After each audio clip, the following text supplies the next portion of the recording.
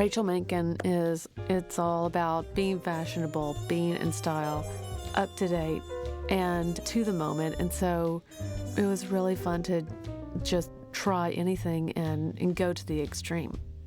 And this would be definitely a costume of going to the extreme. There were a couple of things going on here. I wanted her to really make a statement when she came to the office for this scene, and the hat was that statement.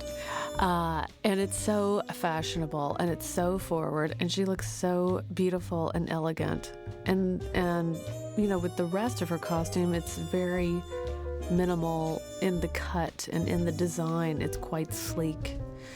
And then she has this gorgeous ostrich skin purse, which I love. And of course, she has her gloves. So she is really all put together and makes quite the statement when she is in the room with all those men.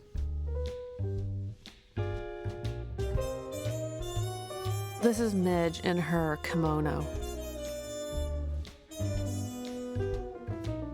With each woman that Don Draper has an affair with, I really wanted to set them apart.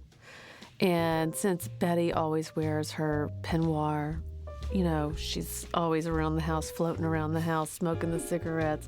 Midge, who really rebels against all that Betty stands for.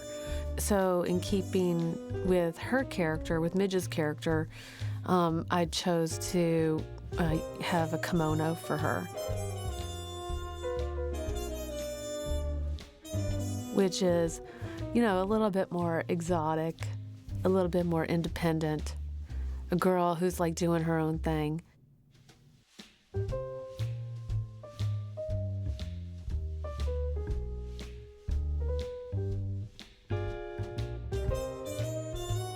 My influence of Betty pretty much all the time was Grace Kelly. I love this coat. One of Betty Draper's signature colors was blue. It was probably 100 and something degrees outside that day.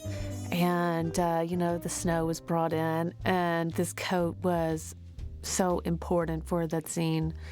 I loved the color blue because it's quite cold, and the design of this coat is so simple, but inside has this beautiful, beautiful Asian quilting. It's blue cashmere, so who wouldn't love that? With the housewives, I always wanted to maintain that design of having the petticoats and the full skirt to keep the contrast of the women in the office, which is definitely, you know, more straight and narrow and professional,